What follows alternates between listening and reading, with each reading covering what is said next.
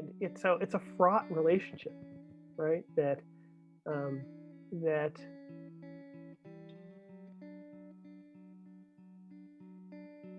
great country, wonderful opportunities. Um, I've been lucky that my forebears, my father, my uncles, those people were a pretty resilient bunch, and also just blessed with an intellect, right? That allowed them to, and some emotional reserves that allowed them to withstand some pretty horrific stuff, and to withstand it in a way that they were, I'm not going to say unharmed, but still able to thrive, right? Um, I have a special relationship to the national anthem, for instance. Apparently, when I was a little boy, 4, 5, maybe 3, I used to fight to stay awake in my rocking chair in front of the television. I'd fall asleep. But when the national anthem would come, I'd wake up and I'd stand up and I'd salute. Now, what's that about? I mean, what do you do with a 3 or 4 year old who chooses that that's what he's going to do? He's going to fight to stay awake to do that. It's really something. Um, I, um, I love the idea of America. I feel committed to remaining prophetic, and by that I mean um, uh, acknowledging of um, the faults, but not and willing to look at where these faults will bring us if we don't correct them. And what I hope is an unflagging hope in the possibility. Uh, I think that the fact that I feel patriotic, or that any black person feels patriotic at all, is a gift from God, uh, given the historic ambivalence that our nation has shown towards its citizenry of African descent. And that's about the kindest thing I can say. I love doing these interviews with you guys. I really do. I love being able to be a part of it. It's special. So, what's your relationship with America? Well, I had a little bit of chance to think about it. I feel I have to remind us that we just inaugurated the 46th president, and I watched it. I watched the inauguration, and so I feel something of a disadvantage, contextually trying to think about that, because I'm automatically in a more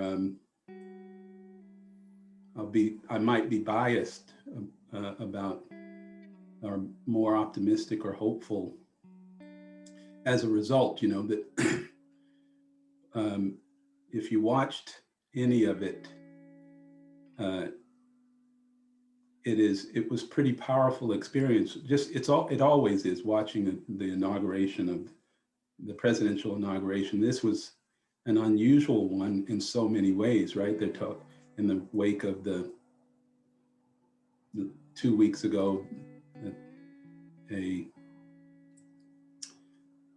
bunch of crazies taking over the Capitol, and in the pandemic, we have the first Black woman, first Asian woman, first woman to hold that high an office, national office. It was just a beautiful thing to watch, and so it just reminded me of something I've always had as a part of the way I saw the world, that I am an American, and and it reminded me of what growing up in Washington, D.C. meant. I grew up in an all-Black community in the nation's capital. And I think, I'm not 100% sure of this, but I'm inclined to believe that patriotism that's always been at the center of how Black folks have understood themselves was more intensified in Washington, D.C. Even though I grew up in a segregated community, I didn't know any white people. I was looking at the inauguration, and I was remembering that for the first 14 years of my life, I said the Pledge of Allegiance every day. And for the first 14 years of my life, I had no white people in my life in any direct way. Every teacher I had was Black, more Black men than Black women. And I said the Pledge of Allegiance every day. Mm. And I don't know at this moment how that, if that set me up in a different kind of way, than folks who, I'm sure the Pledge of Allegiance was being said in a lot of places. In fact, my wife told me that in her Catholic school, they were saying the Pledge of Allegiance every day. But as, it made me think about the surroundings.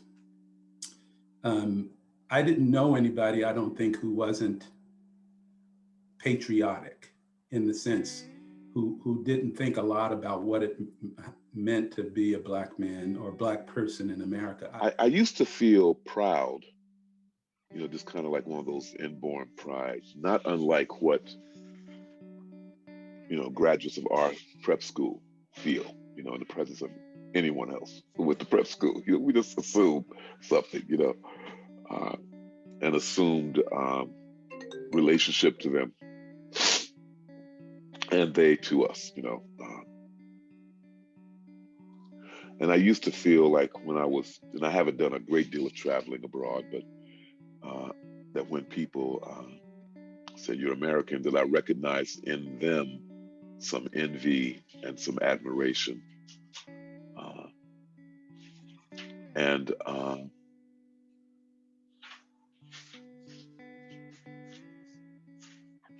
now I still see that. I see the envy, I see the admiration, but I also see that they don't know what they're looking at. They're looking at an image. They're looking at a view of America.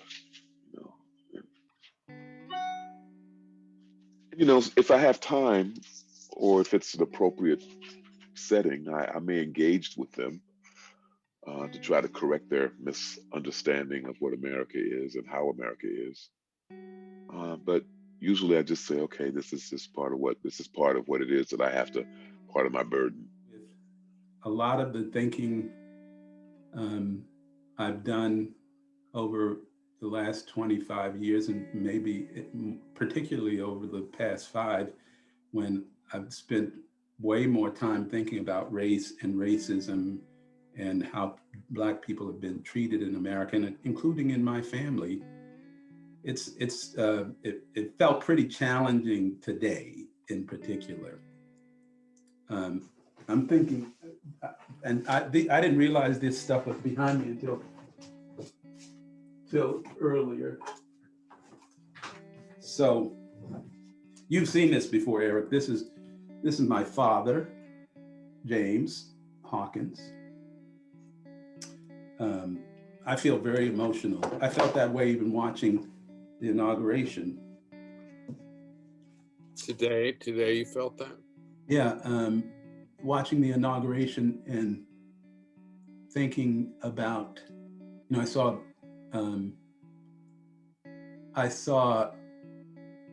Barack Obama and the First Lady, Michelle Obama.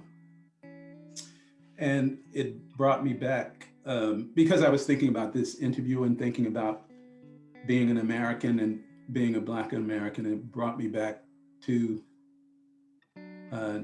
2000. When did Barack Obama became president? 2012? Is that right? 2000. Yeah, 2013. He was elected 2012. And so the other thing is, I'll just show you this. This is my father's certificate awarded by a grateful nation in recognition of devoted and selfless consecration to the service of our country in the armed forces of the United States. And it's the president's signature. We got when my father was buried at the Veterans Cemetery. My father almost never talked about being in the armed services, but he bore himself, his bearing as a man, I think took on a certain kind of dignity that I imagine had to do with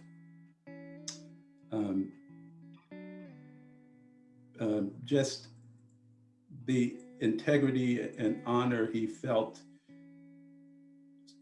being American, serving his country. And he didn't talk about that stuff with us at all.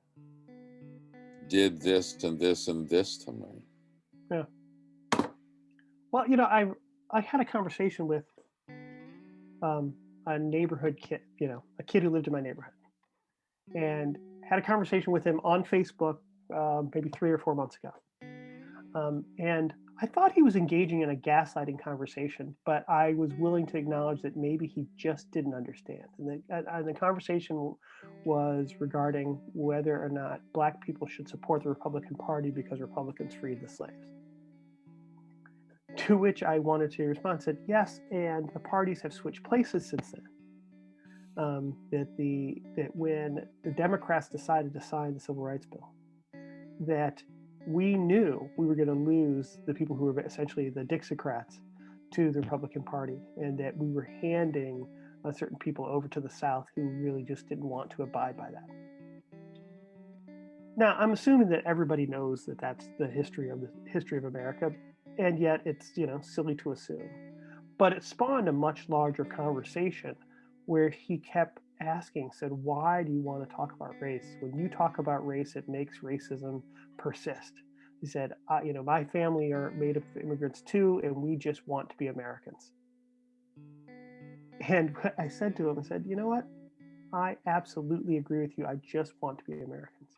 He said, I just wanted to be American when my neighbors called me nigger and jungle bunny and jigaboo and told me to go back to Africa when we were growing up. I just wanted to be American when they peppered our house with Klan brochures. And I just wanted to be American when people fired bullets through my house. And I wish you had been there to help me, since you lived in the neighborhood with me, to help me stand up so I could just be an American. Yeah. Right? And because you say you just want to be American, said, I know that you will stand with me as we fight this injustice that continues. He's never really responded to me again.